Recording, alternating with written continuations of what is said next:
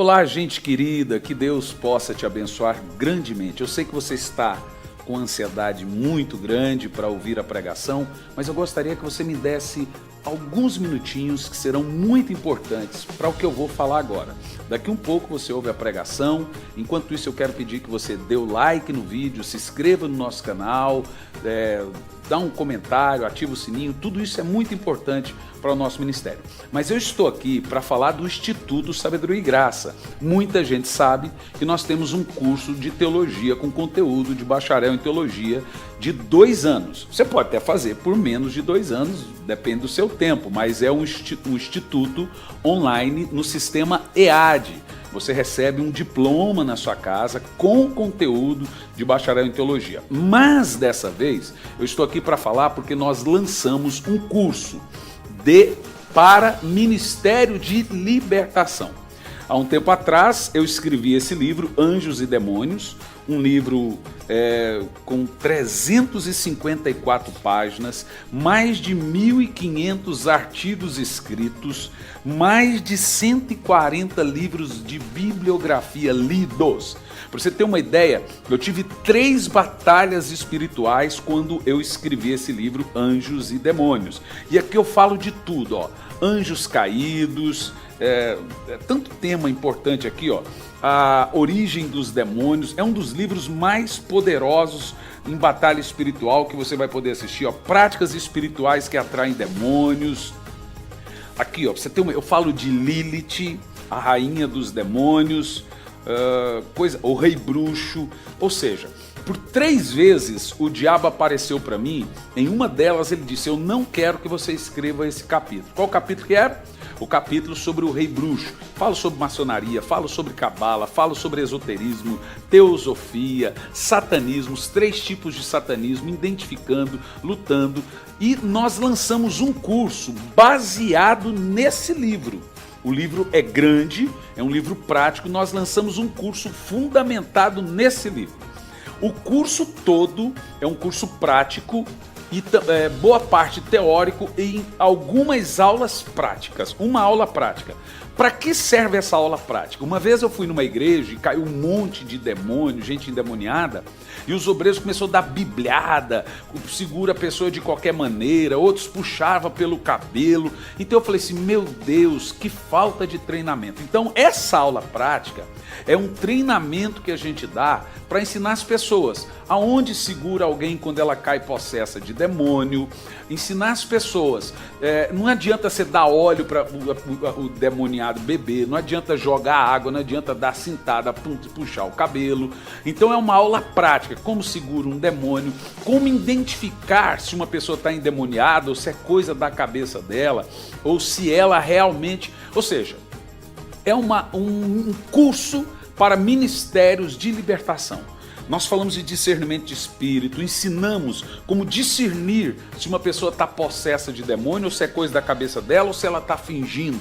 E também a aula teórica e as aulas teóricas e a aula prática. Nós temos 2 maneiras de você adquirir esse curso, que você vai assistir pela nossa plataforma do Instituto Sabedoria e Graça, tá bom? E tem 2 maneiras de você adquirir o curso. O curso sem um livro é um preço e o curso com o livro é outro preço. Tá tudo aí no rodapé do seu vídeo. Você pode adquirir isso pelo cartão em até 12 vezes o curso todo com o livro, tá bom? Se você adquirir com o livro, evidentemente, se você adquirir com o livro, chega na sua casa o livro, o correio é por nossa conta. Se você adquirir sem o livro, você vai adquirir isso pagando no cartão, evidente, e em 2 vezes no boleto. Será uma bênção que você não pode perder. Eu quero lançar você esse desafio. Me permita, antes da pregação, lançar você esse desafio, porque é muito importante para o seu crescimento espiritual esse curso para o Ministério de Libertação, esse curso de Ministério de Libertação, formando libertadores. Acesse o site, está aí no rodapé do seu vídeo, sabedoriagraca.com, tá bom? Para você poder se inscrever e ter acesso ao curso. Ou tem um WhatsApp aí agora no rodapé do seu vídeo, que você pode tirar qualquer dúvida que você tiver. Então, não pergunte aqui no YouTube, não faça a sua pergunta aqui no comentário do YouTube. Faça a sua pergunta no rodapé do seu vídeo, o WhatsApp aí, e aí você vai tirar todas as dúvidas, tá bom? Vamos à pregação, será tremendo que Deus falará ao seu coração. Já há tempo eu estava com essa palavra para trazer aos irmãos, e hoje eu gostaria de trazer essa palavra. Já tem dias que eu estou trazendo palavras pastorais. O que são palavras pastorais? Palavras de cunho prático, palavras que apacentam. E hoje eu quero trazer uma palavra pastoral que está no livro de Daniel. Daniel, no capítulo 3. Nós vamos falar sobre integridade. Integridade é uma obra de Deus, é um fruto, é um nível de caráter que nós podemos ter. E em Daniel, no capítulo 3, versículo 1, diz assim: mais tarde, o rei Nabucodonosor mandou construir uma imagem de ouro de 60 côvados de altura e 6 côvados de largura, isto é, 27 metros de altura e 2 metros e 70 centímetros de largura. Ele ergueu na planície de Dura, a província da Babilônia. Então o rei Nabucodonosor mandou reunir os sátrapas, vice-reis, os prefeitos, os governadores, os conselheiros, os tesoureiros, juízes e os magistrados e todos os oficiais das províncias para que viessem participar da dedicação da estátua que ele havia determinado que fosse levantada. Verso 3, e assim ajuntaram sátrapas, prefeitos, governadores, conselheiros, tesoureiros, juízes, magistrados e todas as autoridades das províncias. Todos eles vieram e cooperaram na consagração da imagem que o rei Nabucodonosor mandara erguer em reverência e reverentemente ficar em pé diante dela. Em seguida, o arauto do rei proclamou em alta voz: ordena-se, pois, a todos, ó povos, nações e gente de todas as línguas, assim que ouvirdes o som da trombeta, da flauta, da harpa, da citara, do saltério, da flauta dupla e de todos os instrumentos musicais, todos tocando juntos, vos ajoelhareis, com o rosto rente à terra, e assim, prostrados, devereis adorar a imagem de ouro que o rei Nabucodonosor vos edificou. No entanto, qualquer pessoa que não se prostrar com o rosto em terra e não adorar a estátua, será imediatamente atirado numa fornalha em chamas. Sendo assim, logo que ouviram o som da corneta, do pífaro, da citara, da harpa, do saltério e de todos os demais instrumentos musicais, todo indivíduo, povo, nação e mesmo pessoas estrangeiras de outras línguas e culturas prostraram-se em terra e adoraram a imagem de ouro que o rei Nabucodonosor fizera. Nesse momento, alguns conselheiros e astrólogos se aproximaram do rei Nabucodonosor e denunciaram os judeus alegando: ó rei, vive eternamente. Tu decretastes que todo homem que ouvistes o aviso emitido pelo som da corneta, da flauta, da harpa, da citara, saltera e da flauta dupla e de vários outros instrumentos executados por muitos instrumentos, todos tocando juntos, deveriam imediatamente prostrar-se em terra e adorar a grande estátua de ouro. E qualquer pessoa que não se prostrasse e adorasse seria lançado numa fornalha de fogo.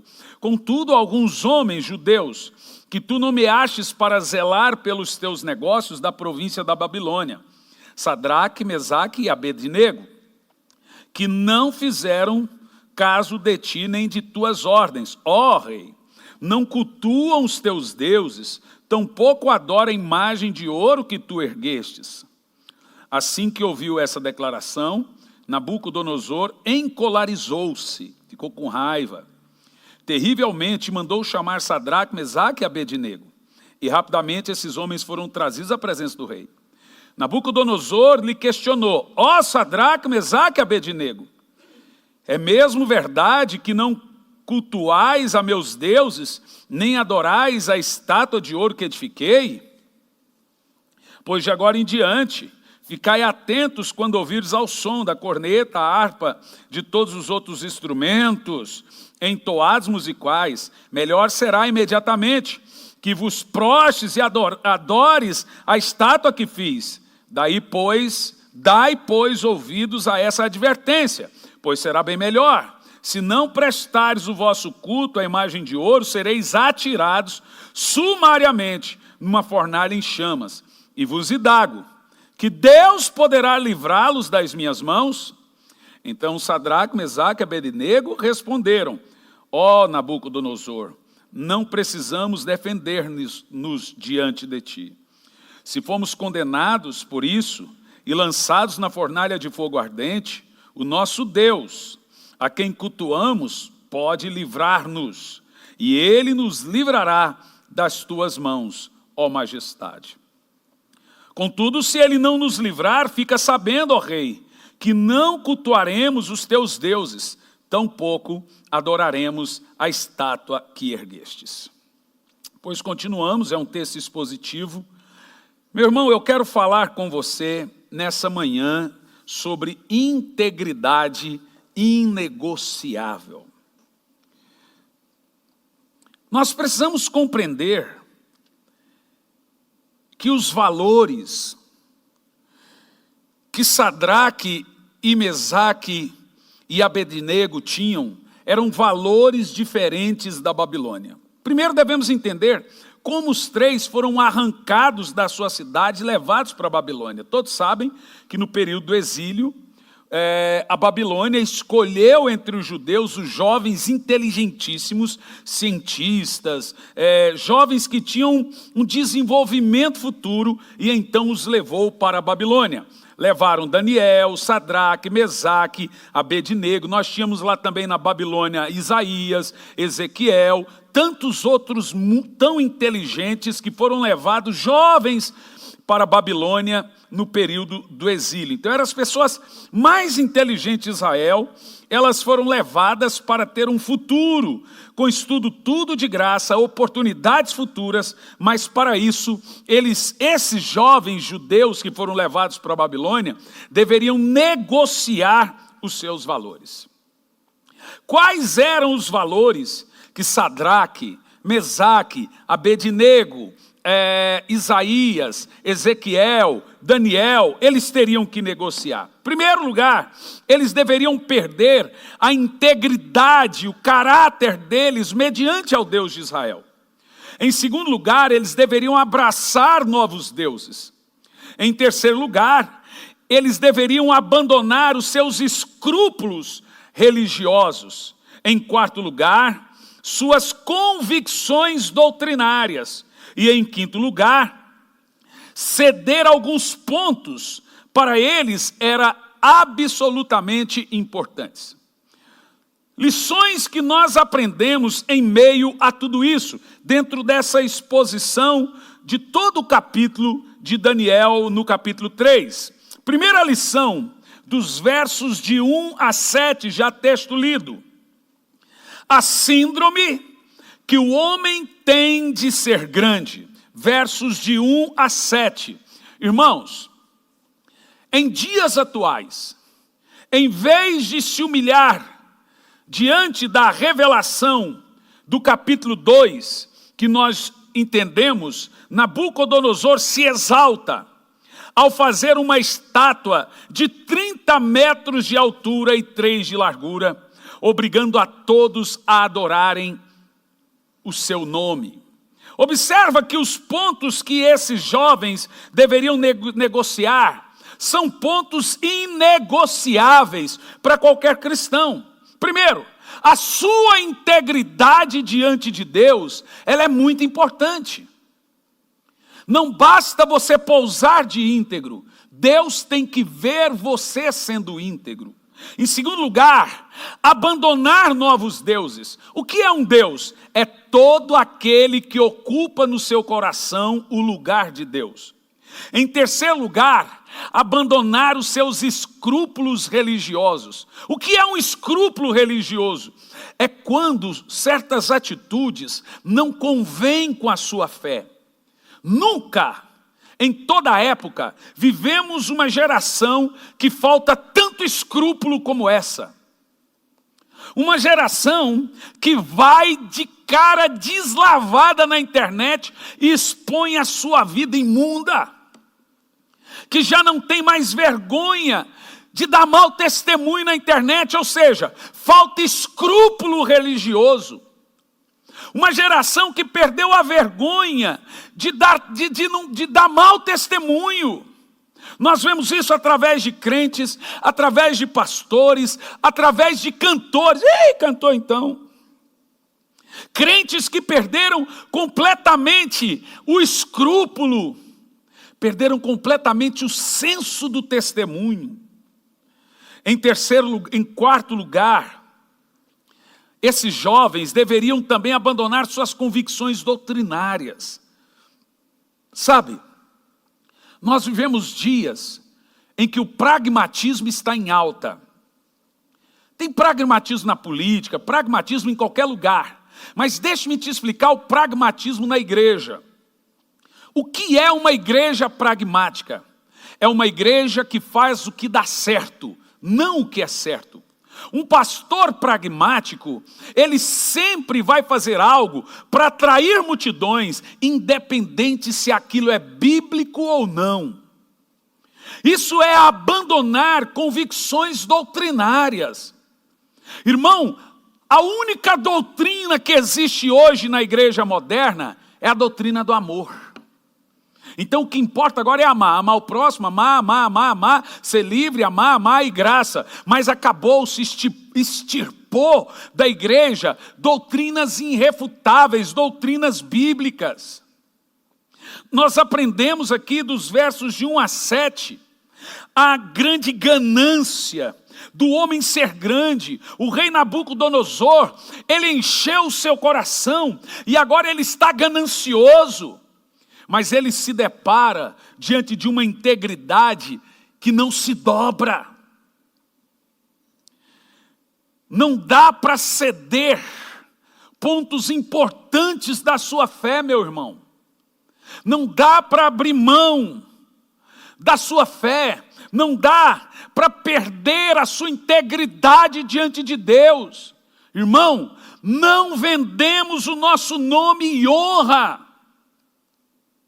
Não vendemos a nossa integridade, não vendemos a fama que temos de honestidade.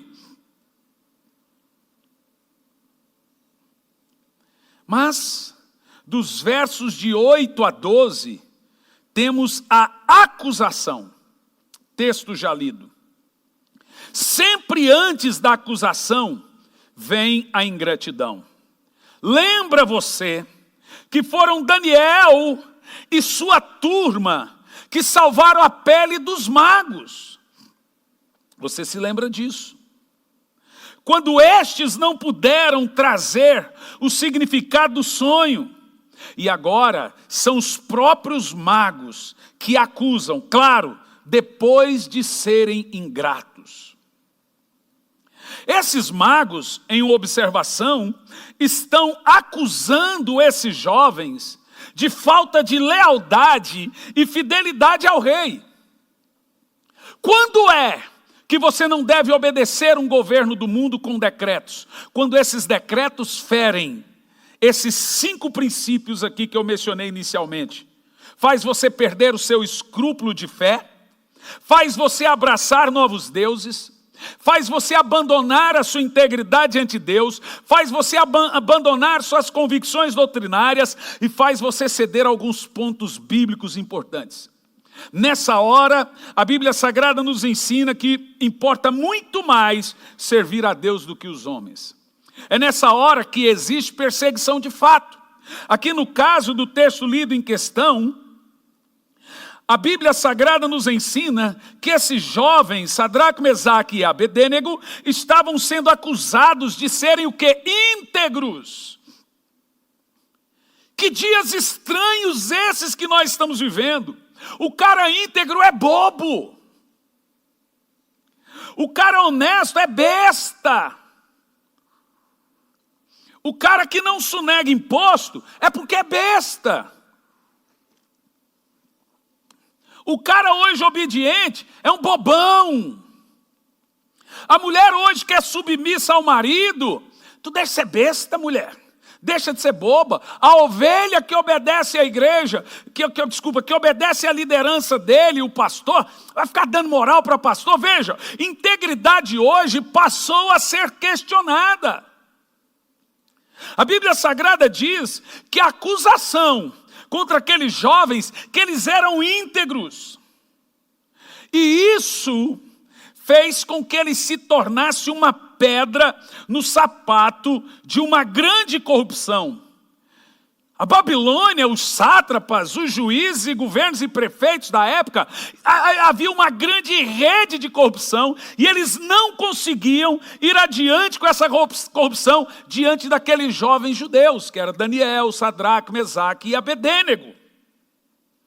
Era um plano de desvio da grande Babilônia. Então as virtudes daqueles jovens judeus incomodavam muitos os críticos por causa dos seus defeitos. Sabe por que muita gente ataca um homem de Deus na internet? Porque a sua vida em si já fere os desvios da vida de quem não é íntegro. Quem não tem caráter se ofende com o caráter de quem tem caráter. Quem mente, quando vê alguém que não mente, já é uma ofensa para ele. Só o fato de você ter uma vida reta e amar, você quer ver como são as pessoas? Pega Dia dos Namorados. Gente, o que vai de gente na internet, postando ataques a casamentos e a namoros perduráveis é de um absurdo, do tipo, o que adianta? O ano todo briga e esse ano tem de irmão.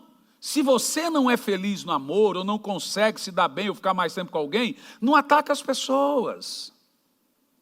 Então a integridade das pessoas em si já é uma ofensa, a falta de integridade daquele que não é íntegro.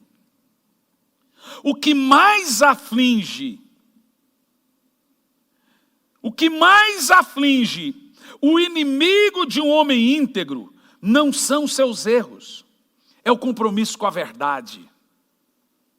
Quando um homem de Deus, ele bate o pé, ele finca o pé, e ele tem compromisso com a verdade, isso em si já é um ataque para aqueles que fazem vista grossa para o desvio de caráter e a falta de integridade que impera hoje no povo de Deus. Irmãos, eu tenho na editora uma pilha desse tamanho, agora já não mais, acho que minha sogra, minha esposa jogou fora, de cheques sem fundo, de livrarias evangélicas. Irmãos, se eu recebesse tudo que me deve hoje, seria mais de milhões. Tem uma causa na justiça de um cidadão que me vendeu um prédio, e está mais de 500 mil reais. Já ganhamos nas 3 instâncias, o cara disse que não tem nada no nome dele. Está lá. Temos cheque sem fundo de livraria. Livraria evangélica. Eu disse em uma mensagem, preste atenção, escute bem que isso é muito importante. E você vai ouvir essa pregação que eu vou pregar também na ceia. Eu disse isso é de uma suma importância. Eu prefiro dar dinheiro para as pessoas se eu tiver do que emprestar. Porque se eu tenho para emprestar, eu tenho para dar. Então, se eu dou, eu não espero nada em troca. Porque hoje, a coisa mais difícil que existe é fazer um crente pagar as suas dívidas. Eu, graças a Deus, eu sou empresário há muitos anos. Mas gosto mesmo de ser pregador do Evangelho. Mas eu também me tornei empresário, tenho uma editora, então isso tem me sustentado, tem sido uma bênção. Eu não cobro para pregar, mas quando eu era só pastor, irmão, eu não conseguia comprar carro.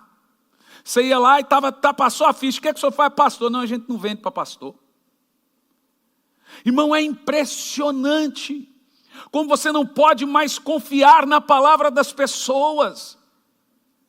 Como que os crentes hoje prometem e não cumprem. não tem mais palavra.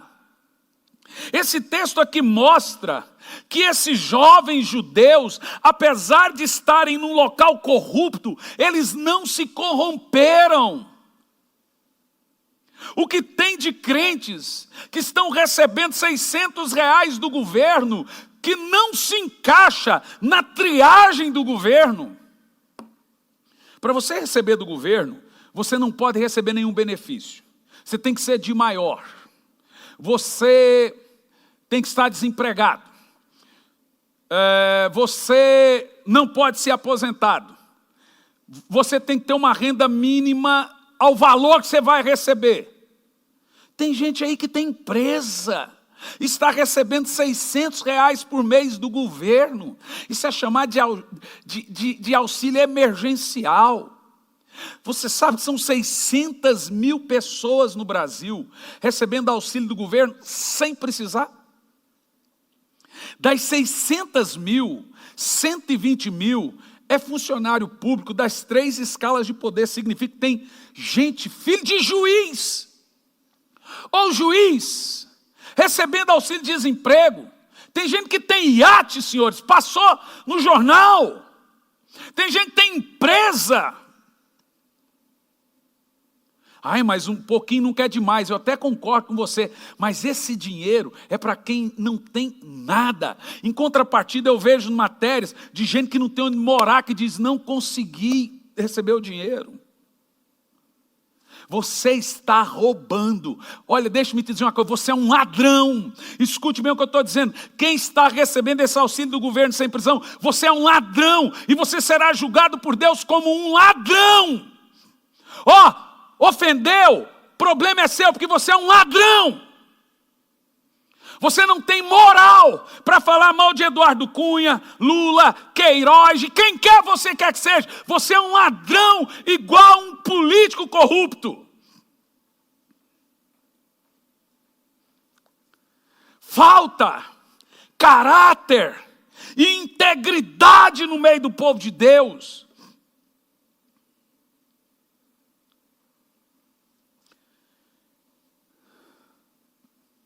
O que tem de nó cego no meio do povo de Deus é um absurdo. Ixi! Tem gente que ele virou mestre em trocar de igreja a cada 2, 3 anos, porque ele vai para a igreja, faz negócio com algum irmão lá, dá errado e sai ambos da igreja. O que tem de gente que vem para a igreja, faz amizade e começa a pedir emprestado para outros, e não paga. Seu mau caráter. Falta de integridade é falta de amor de Deus no coração do povo. A Bíblia diz que a integridade, ela é inegociável. É uma virtude. Você prometeu uma coisa, você tem que cumprir. Você pegou emprestado, você tem que pagar. A menos que seja perdoado aquela dívida. Aprenda isso, meu irmão. Aprenda a não abrir mão de seus princípios e valores cristãos. Mas eu estou entre os amigos, você tem uma integridade diante de Deus. Gente, eu não vou beber para me embebedar. A Bíblia diz que se eu beber e o meu sentido começar a sair de mim, eu já estou em pecado. Então vocês me perdoem, não dá para eu ir além disso aqui. Nossa, você não fala nada, você não fala palavrão. Não, eu estou rindo das piadas de vocês aqui, mas não sei o quê. Irmão, o cristão, ele vai até certo ponto. Passou dali, já começa a ferir a fé dele. Passou dali, já começa a ferir princípios bíblicos. E quando você fere princípios bíblicos, você está negociando a sua integridade. Eu tenho vergonha de pastores que roubam a sua própria igreja. Nenhum membro, nenhuma igreja é obrigada a manter o luxo de pastor algum. Você quer ter luxo? Você quer ter luxo? Tenta administrar o salário que você ganha e viva disso. Com o seu salário, se der para você viajar, viaja. Se der para você comprar um carrão, compra. Se der para você comprar uma casa, compra. Se não dá, vive igual a maioria dos membros da sua igreja. Se eu fosse só pastor de igreja e fosse viver de um salário básico que um pastor de igreja ganha, meu irmão, vou te falar uma coisa, 90% dos pastores vivem uma vida simples. Tem uns aí que são vice-reis, ou pequenos reis na terra, que são sustentados com luxos e pompas. Mas eu vou te dizer uma coisa, é um desvio de caráter, uma falta de integridade sem fundamento. Quando nós olhamos para os jovens bíblicos, Sadraque, Mesaque e Abedênego, eles estavam diante do rei. Em primeiro lugar, pastor Lorival, eles não quiseram fazer média com o rei. Porque tem gente que diante de um prefeito ele é um, diante de um governador ele é um. Se o governador... Uma vez eu estava pregando numa igreja em Brasília, eu era o pregador do culto. Olha essa história que eu estou contando. Era um grande evento, era lotada. No meio da pregação, chegou a Dilma Rousseff, que era presidente da República. Sabe o que eles fizeram? Mandou eu parar a pregação. O senhor precisa parar de pregar. Eu falei, mas eu estou na metade. Não, o senhor precisa parar de pregar, porque agora chegou a presidente da República. Irmãos, eles pararam a pregação, me colocaram de escanteio para dar a palavra para a presidente da República. O que a presidente da República ia fazer? Primeiro, não chegar na metade do culto. Segundo, se chegasse na metade do culto, chegar sem fazer alarde, não atrapalhar um culto que é para Deus. Terceiro, sentar e ouvir a palavra, porque ali ela não é autoridade. A autoridade ali é o Espírito Santo. Ela será apresentada como autoridade.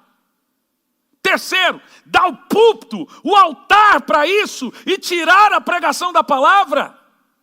Tem igreja aí que não bate palma na hora do louvor, mas bate palma para político. Que tem de pastor que vende a sua igreja de porteira fechada em época de eleição. Olha, a minha igreja vai te apoiar se você me dá tanto, ou se você me dá o teto, ou se você... E aí ele vende a igreja de porteira fechada. Sabe o que é isso? Te garanto tantos votos. É gente... mau caráter, vendendo a sua igreja, vendendo o seu povo. Integridade, meu irmão, é algo inegociável. Eu vou contar um negócio aqui engraçado. Na época que surgiu o mensalão, Marina Silva, ela era ministra do meio ambiente, do governo Lula. E eu estava pregando em Brasília, na época a gente tinha programa de televisão e tudo. E um assessor da Marina me pediu para ir orar com ela. Eu fui, ela era evangélica, oramos com a Marina, foi uma bênção. A Marina foi muito tocada com aquela palavra que eu dei, e ela pediu para eu orar para o então presidente da República. Eu vou dizer uma coisa para você, hoje eu teria feito diferente, mas... tinha acabado de explodir muitos escândalos. E também eu tinha acabado de descobrir que o governo, naquela época, estava dando bolsinha. Bolsinha é mesadinha para pastores. O PT, durante 16 anos, deu mesada para pastores de grandes igrejas, para eles falarem bem deles. E aí chegou ao meu ouvido que o PT dava mesadinha para pastores. Ficou combinado que no outro dia de manhã eu iria tomar café com o presidente da República e orar com ele. Isso pela ministra. Então tá, então fica combinado. Aí eu estava com a minha esposa no hotel, minha esposa falou assim, então você tem que ir, você tem que sair 7 horas, porque o presidente toma café às 8 horas da manhã, você vai tomar café e orar com ele. Irmão, hoje eu faria diferente, hoje eu iria orar. Hoje eu iria orar, porque eu ia orar por ele, Senhor, converte esse homem, Senhor, transforma esse homem. Mas na época, eu estava um pouquinho mais radical. Eu olhei para minha esposa, vou te falar uma coisa, eu não vou não. Esse homem está dando mesada para pastores.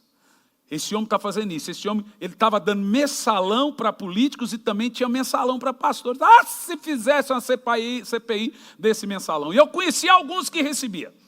Era coisa de 30, 40, 50 mil reais por mês.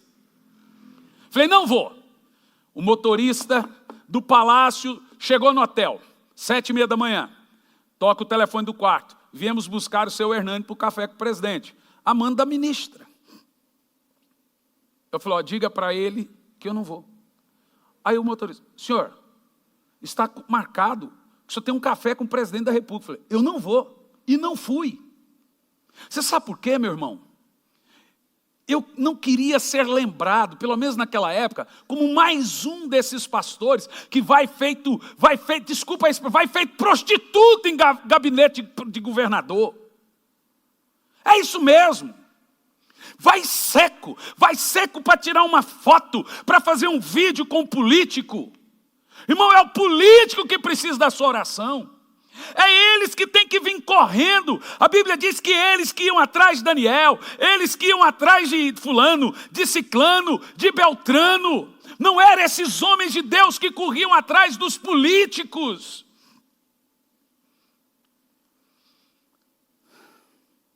Em uma outra ocasião, eu fui convidado para pregar num grande evento, num ginásio em Brasília, chamado Ginásio Nilson Nelson. Esse grande evento teria ali aproximadamente umas 20.000 pessoas.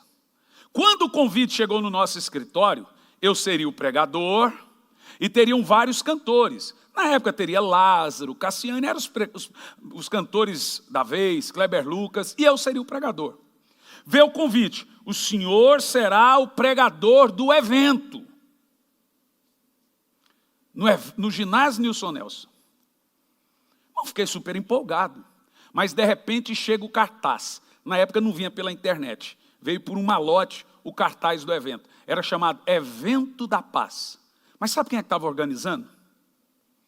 Sabe quem é que estava organizando?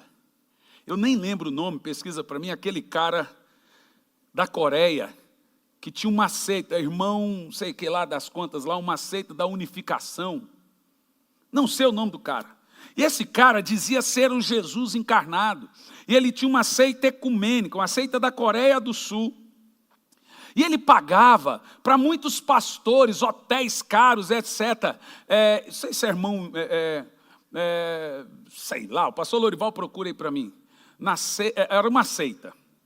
E era um evento ecumênico. Como é que funcionava esse evento? Era um evento que teria várias religiões juntas.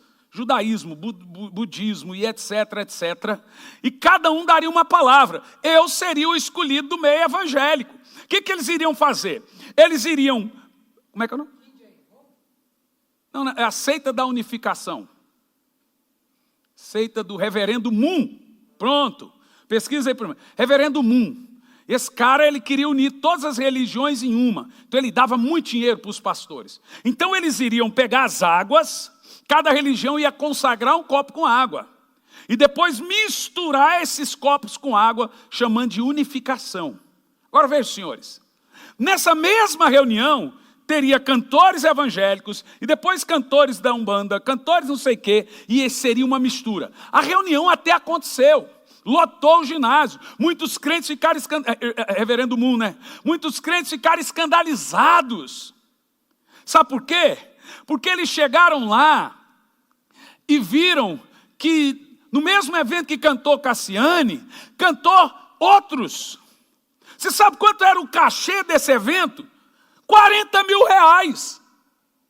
Irmão, quando eu vi o cartaz, falei, não, eu estou fora disso aí. Pode mandar mensagem lá, eu não vou. Mas é R$40.000. Não, tá doido? Eu tenho um nome a zelar. Eu nem estou falando agora só do meu histórico com Deus. Eu estou falando da minha integridade histórica. Não dá, irmão, para negociar princípios. Não dá para negociar valores. Quantas vezes em época de eleição eu fui pregar, meu irmão, eu ia pregar em evento, aí a prefeita estava bancando, aí vinha a notinha ali, só precisa assinar uma nota de R$60.000 de cachê, mas eu tinha recebido 5.000. Falei, não vou assinar isso, ou você me dá os 60.000, ou eu não assino a nota. Se você me dá os 60.000, eu assino. Evento de prefeitura. Já fomos ameaçados de morte no interior do Tocantins, porque governador ofereceu R$200 mil para nós, para pôr ele em cima do palco da grande cruzada e ficar babando ovo, falando bem dele. Eu falei, não, o evento já está pago. Sabe o que ele fez? Cortou a luz do evento. Fomos lá e alugamos um gerador, mandou mensagenzinha no hotel me ameaçando. Sabe o que ele fez? Pôs um comício do lado, dando cerveja e carne de graça. Fizemos a cruzada mesmo assim. Irmão, Billy Graham morreu com 3 dias para completar 100 anos, íntegro. Ele quis fazer uma cruzada na Rússia. E antes de ele fazer a cruzada, ele se reuniu com até então o presidente russo na época, não sei se era Gorbachev, ou sei lá, se eu estiver errado, vocês me corrijam. E ele disse assim, se você quer que eu faça a cruzada aqui, você tem que parar de perseguir cristãos. Você quer ver? A Tchecoslováquia, eu acho que é Tchecoslováquia ou Bulgária, não sei, se estiver enganado, queria fazer uma grande cruzada com Billy Graham. Porque o Billy Graham, na época no auge, ele dava status para os governadores e para os presidentes. Quem andava com Billy Graham era tido como bom homem perante o povo. Então, dentro da grande cortina de ferro, que incluía Alemanha Oriental, Tchecoslováquia, Bulgária, Ucrânia e etc., Billy Graham queria pregar lá. Aí ele mandou uma mensagem para o presidente da Bulgária. Eu não prego aí porque você mata cristãos. A Coreia do Norte, o pai, acho que é o pai desse que está aí agora, também queria uma cruzada. Ele mandou uma mensagem. Billy Graham pregou dentro da China comunista, dentro da Coreia, dentro da Rússia, mas ele ia lá e ele dava de dedo nos presidentes locais. Billy Graham nos Estados Unidos na época do apartheid, na época da segregação, ele queria pregar. Você sabe que essa briga racial na África do Sul tem o dedo de Billy Graham quando ela acabou? Nelson Mandela tinha acabado de sair da cadeia. Billy Graham disse que só pregaria na Coreia, na África do Sul, se acabasse o apartheid. Então acabou o apartheid, ele reuniu 3 milhões de pessoas na África do Sul. Ele não abriu mão dos seus valores, ele não abriu mão dos seus princípios. Ele andou de braços dados com Martin Luther King nos Estados Unidos, que era um pastor. Martin Luther King, o homem que disse, I have a dream, eu tenho um grande sonho. Ele disse, Billy Graham, fique dentro das igrejas e deixe as ruas para mim, senão teriam morrido os dois. Sabe o que Billy Graham fez nos Estados Unidos? Negro não podia assistir culto junto com branco. Sabe o que Billy Graham fez? Eu não realizo mais cruzada segregada.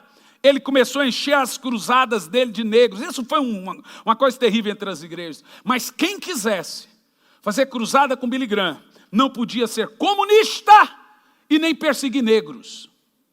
Senão ele não fazia cruzada.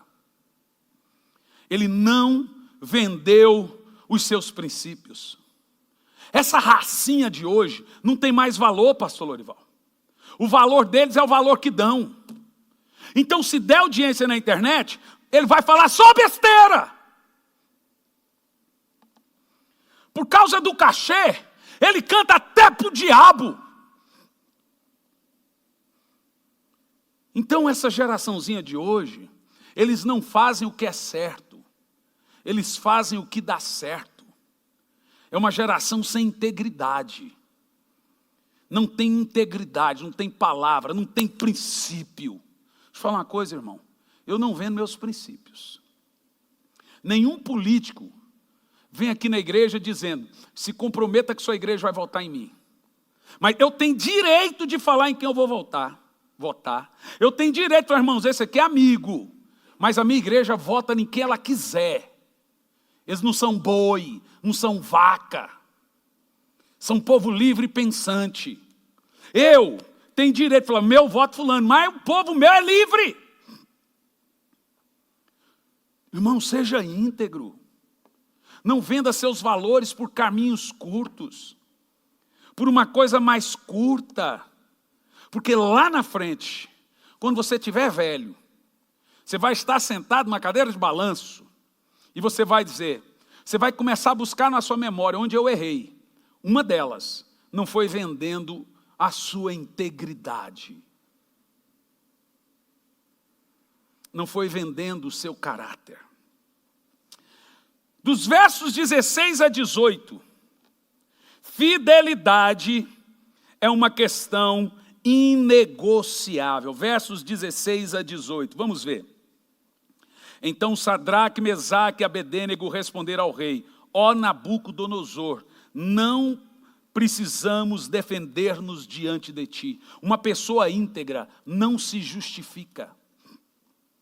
Uma pessoa íntegra não conta desculpa. E eu vou te dizer uma coisa: justificar-se é a pior burrice que existe. Os amigos não precisam, os inimigos não aceitam. Então se cala. Inimigo não pede justificativa, amigo não pede justificativa. E inimigo não aceita. No verso 16 ao 18, olha o que eles dizem no 17. Se formos condenados por isso, e lançados na fornalha de fogo ardente, o nosso Deus, a quem cultuamos, poderá livrar-nos, e Ele nos livrará das tuas mãos, ó majestade. Ó, eles não faltaram com respeito com o rei, mas mostraram o quê? Caráter, personalidade, integridade.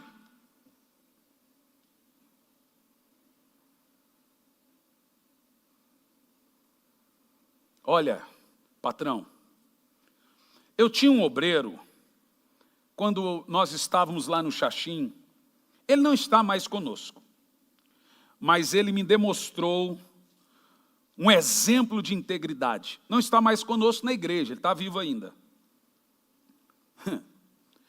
Ele trabalhava na Petrobras. Acho que era isso, né, Juliano? Na Petrobras. E na época, eu acho que é assim, gente, se eu estiver errado, mas eu acho que era assim. Eles iam mandar ele embora, fazer um acerto com ele, como fez. No entanto, iriam recontratar ele de novo, por um valor mínimo, mas ele iria assinar um valor maior. Eu acho que era isso, né, Juliano? Mais ou menos isso, né? Do lado do Ivan. Ele veio e me procurou. E disse: pastor, o que o senhor acha?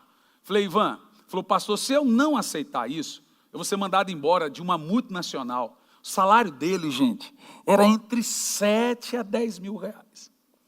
Gente, veio na minha cabeça, eu falei: meu Deus, olha o tamanho do salário desse homem. E aí, Ivan, o que está no seu coração? Irmão, não é só ele que vai perder 7 mil reais de salário. A igreja também iria perder, porque ele era um dizimista fiel. Eu falei assim: Ivan, e aí? Ele falou: pastor, se eu aceitar, no papel eu vou ganhar 3 mil no papel, mas eles vão continuar me pagando os 7 mil, mas não na carteira. Falei: Ivan, isso é muito estranho e também não é bíblico. Porque quando uma empresa faz isso, é porque a outra parte ela está fazendo o quê? Sonegando.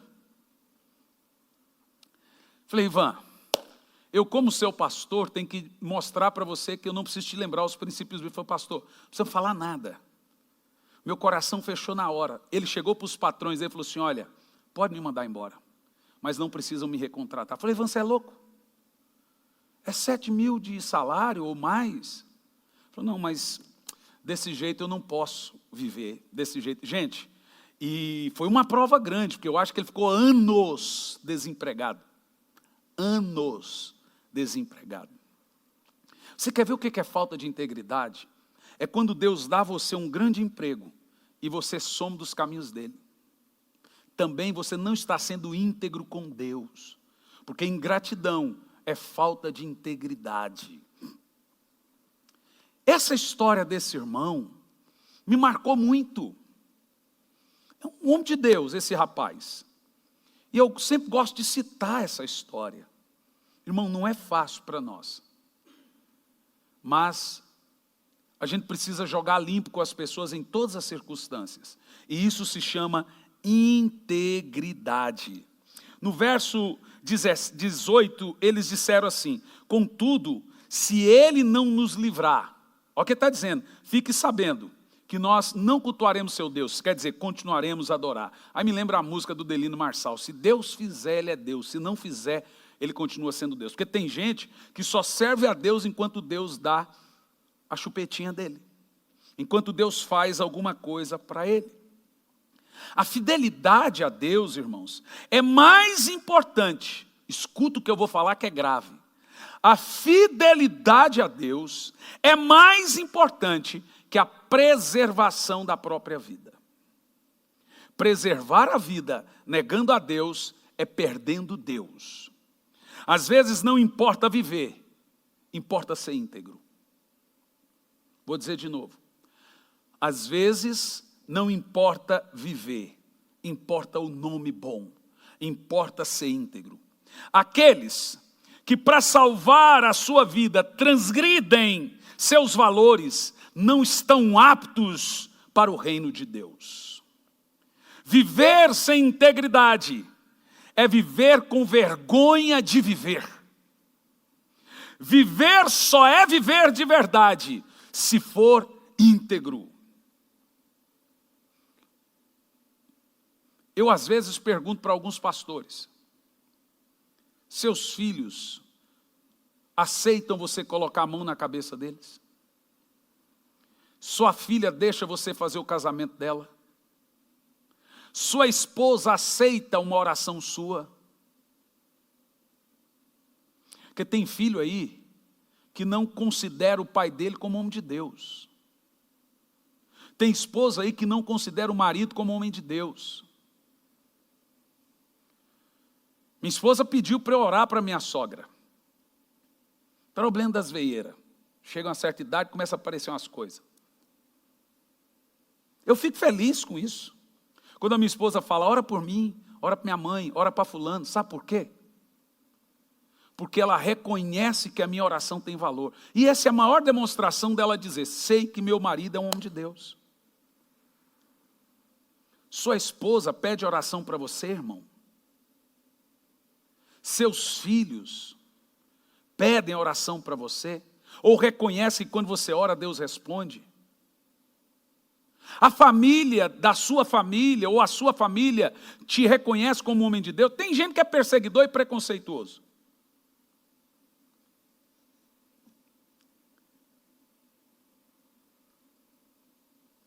Escuta o que eu vou dizer. Anota isso na sua Bíblia. Anota isso na sua timeline. Mas dê nome aos bois. Nós devemos estar prontos para morrer e não para pecar. Hoje os crentes estão prontos para pecar e não para morrer. Hoje os crentes estão prontos para pecar e não para serem íntegros. Se eles tiverem que escolher entre ganhar dinheiro e ser íntegro, eles vão priorizar ganhar dinheiro. Ah, pastor, mas eu vou ser mandado embora, eu tenho que sustentar minha família. Deus sustenta. Porque se você deixar de ser íntegro, você vai para o inferno. Só entende de fidelidade, ou só entende que a fidelidade é um valor inegociável quem é fiel. Você é fiel à sua esposa quando ninguém está olhando? Você é íntegro nas escondidas? Quem não é fiel não entende de fidelidade. Notem uma coisa importante sobre fidelidade aqui. Em primeiro lugar, a fidelidade é incondicional, não é uma barganha a Deus. Os jovens sabem que Deus pode livrá-los, mas sabem que Deus também é soberano. E o livramento de Deus não é condicionado à fidelidade deles. Eles devem ser fiéis, incondicionalmente Deus livrá-los ou não. A cura de Deus não está condicionada à fé, gente. Você pode ter fé e Deus curar, e você pode ter fé e não curar, porque Ele faz o que Ele quer. Deus é soberano. Eles disseram, Deus nos livrar, amém. Se não livrar, vamos continuar adorando Ele, não vamos servir seus deuses. Ou seja, esses jovens não servem a Deus por causa das bênçãos, eles servem a Deus por causa do caráter de Deus, porque só existe um único e verdadeiro Deus. Em segundo lugar, sobre fidelidade, ceder às pressões da maioria pode destruí-lo mais que aflições ou lutas. Uma pessoa que conhece o princípio bíblico, ela será destruída emocionalmente se ela vender seus princípios. Ela não vai conseguir mais tirar isso da memória. Sabe por quê, pastor Lorival? Porque quem conhece a Bíblia, na hora que ele vai fazer coisa errada, o Espírito Santo vem e fala. Então aquilo vai ficar martelando na sua cabeça. Eu não deveria ter feito. Então você quer destruir sua alma? Descumpra a Bíblia. A Bíblia é um manual, você não terá desculpa para dizer que não sabia. Em terceiro lugar, vamos ver a firmeza desses rapazes aqui nos textos que lemos. Eles não foram chamados para advogar a Deus, para defender a Deus. Eles foram chamados para testemunhar a Deus. Você não foi chamado para ficar brigando sobre Deus na internet. Você não foi chamado para brigar com ateu, para brigar com católico. Não, você foi chamado para dar testemunho de Deus com a sua vida. Veja, eles disseram aqui, não nos importa, rei, o que você está falando, nem vamos nos defender. Nós vamos testemunhar sobre Deus. Eles não estavam lá para bater boca com o rei. Eles estavam lá para dar testemunho de Deus. Em quarto lugar, fica uma pergunta aqui muito importante. Olha o que o rei Nabucodonosor disse a eles. Que Deus pode livrar vocês da minha mão? Sabe que aqueles jovens poderiam dar uma aula de teologia para o rei.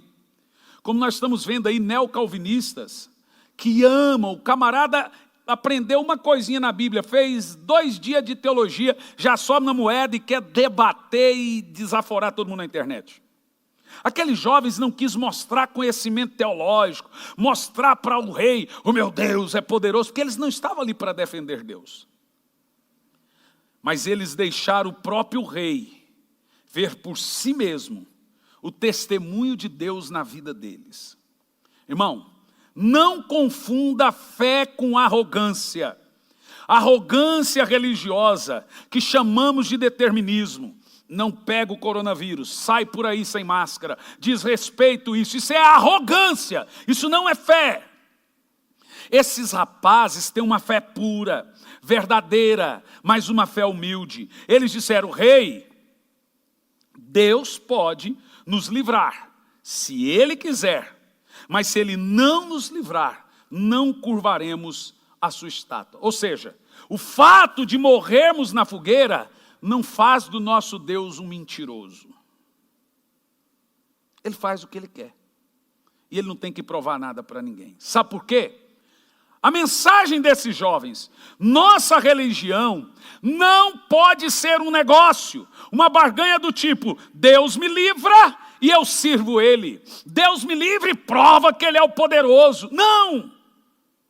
Deus não entra nesse joguinho humanista. Vou fazer isso para calar a boca do ateu. Ah, se Deus existe, cai um raio do céu. Para que Deus precisa fazer isso? Vou matar fulano porque fez isso ou aquilo outro. Isso é besteira. Como Deus livra o seu povo? Deus não impede que a estátua provocadora provoque toda essa situação. Deus não impede que a estátua seja fabricada. Deus não impede que você seja tentado. Ou não impede que alguém lhe persiga. Deus não impediu que Nabucodonosor acendesse a fornalha. Já tem gente aí que está vendo a fornalha contra ele acesa diante dos seus olhos. E ainda aquecida. Ah, minha cabeça agora vai rolar. Irmão, vai para a cruz, que o livramento está vindo. Deus não impediu a divulgação do decreto, senhores. A cidade de Campo Largo, o prefeito lá abriu bar, abriu academia, abriu lanchonete, abriu shopping e manteve só a igreja fechada. Para mim tudo ficaria fechado, mas é evidente que é algo especificamente contra a igreja. Ou seja, o vírus só se propaga na igreja. Deus não impediu que os 3 jovens fossem acusados. E mais, Deus não impediu que os 3 jovens fossem lançados na fornalha. Sabe por quê? Porque Deus não nos livra da provação, Deus não nos livra da tribulação, Deus não nos livra da fornalha, Deus nos livra na fornalha, Deus nos livra na cova dos leões, Deus nos livra na tribulação. E eu concluo. Nabucodonosor tipifica nosso inimigo Satanás. A Babilônia tipifica o mundo. A fornalha aquecida é o tipo de vários tipos de lutas adversas. Só temos 2 escolhas: ficar fora da fornalha com o rei e agradando o rei, o mundo, ou ficar dentro da fornalha com Cristo. Aqueles jovens foram livres na fornalha, todo mundo sabe. A fornalha foi aquecida 7 vezes mais, a ponto de matar quem estava próximo. Mas a Bíblia diz que o Senhor dançava com aqueles jovens no fogo. E eles saíram ilesos, nem suas roupas, não saíram nem pelados, nem suas roupas se queimaram. Meu irmão, você escolhe ficar de boa por causa do pragmatismo, por causa do emprego, do salário, ou por causa de uma coisa que você vai ganhar a mais, ou ficar de boa com Deus. O que importa é que perante os olhos do Senhor, você se mantenha íntegro, cheio ainda de pecados e falhas, mas seja honesto. Integridade é honestidade. Você, irmão, tem uma loja de carro. Sabe, um dia eu vendi um carro para um irmão, e ele era pastor e também dono da loja de carro. Eu vendi um Corolla. O meu carro estava com 160 mil quilômetros, porque eu rodo muito. Vendi o carro para aquela loja, um Corolla bonito, mas inteirinho, meus carros todos são revisados. Troquei os pneus para vender, entreguei o carro, depois de revisado. Passou 2 meses, eu fui pregar na cidade daquele pastor. E aí eu falei assim para o meu filho. Meu filho estava comigo. Vamos ali naquela loja, para ver se o carro está lá ainda. E vou ver se o carro foi mudado o velocímetro. Gente, eu cheguei lá, o carro estava lá ainda para vender. E sabe o que eu fiz? Entrei dentro do carro e dei a chave. Quando eu dei a chave, o carro estava com 75 mil rodado. Aí eu chamei o fulano, falei, fulano, eu te vendi o carro com 160 mil rodado, e ele está com 75 mil. Isso é mentira. Falei, pastor, entenda, se eu não fizer isso, eu não vendo o carro. Falei, vende. Mostra o livro das revisões do carro certinho. Todo mundo vai ver que o carro foi feito dia após dia, todas as revisões na concessionária, o que importa para eles é isso. Resultado. Você que é dono de concessionária, não minta. Eu já comprei carro em concessionária de evangélicos, que o carro estava batido, mas era tão perfeito, que eu levei num mecânico do meu bairro, o cara viu e não achou nada. Aí quando eu fui fazer o seguro do carro, estava lá, esse carro deu PT. Ah, irmão, foi em Deus nos acuda para desfazer o negócio, porque eu não conseguia nem fazer o seguro. Se você é dono de uma oficina mecânica, não minta. Deus vai te honrar. Deus vai honrar o seu trabalho. Uma vez eu fui lavar o meu carro, isso tem muito tempo não, tempo desse atrás, num lava-jato. Olha só que coisa desonesta. Quando eu encostei o carro no lava-jato, o cara olhou para o meu carro, viu que era um carro caro e disse assim, é R$90. Que? R$90? Falei, é R$90 para lavar o carro. Deixei o carro. Entrei dentro do shopping e falei para o meu filho, liga lá com outra voz no lava-jato e pergunta quanto é. Aí ele ligou no lava-jato. Quanto é para lavar o carro? Completo. Ele falou, completo é R$45. Falei, ah, engraçadinho. Quando eu cheguei lá, falei, quanto é? Ele falou, 90. Falei, mas eu liguei há pouco aqui agora, falou que é 45. Ele falou, não importa, agora é 90 para você tirar o carro. Ou seja, mau caráter, gente que não é honesta. Duro é ver gente que não é crente com esse tipo de caráter. Os antigos não precisava ser crente para ser íntegro. Não precisavam ser crentes. Hoje, até no meio do povo de Deus está esse câncer, chamado desonestidade, mau caráter. Contrata gente da igreja para trabalhar para a igreja, porque para a igreja é mais caro. Eu sou do tipo de gente falando, eu quero o preço que você cobra. Nem mais barato, nem mais caro. Também não é porque é crente você tem que desfolar a pessoa, pedir de graça. Honestidade, irmão, é inegociável. Deus te livra. Quando você é íntegro, Deus vela por você na hora da provação. Seja íntegro, seja honesto. Mantenha a sua palavra, pois o seu nome é uma herança que passa para os seus filhos. Meu pai era honesto, meu pai não mentia, meu pai não enganava, meu pai era isso, meu pai era aquilo outro. Pare de ficar manipulando as pessoas com mentiras e enganos. É porque é isso, cheio de molejos e traquinagem. O que aqui no Brasil eles chamam de jeitinho, fora do Brasil é corrupção. Jeitinho brasileiro é um outro nome que deram para corrupção. Te converta, meu irmão. Tenha Cristo na sua vida. Deixa de ser mau caráter e tenha caráter. Que o Senhor Deus possa te abençoar e que você possa mudar de vida. Deixa eu orar por você. Senhor, nós oramos no final desse culto para que o caráter de Cristo seja revelado a cada um de nós e a cada coração. Em nome de Jesus. Amém. E graças a Deus.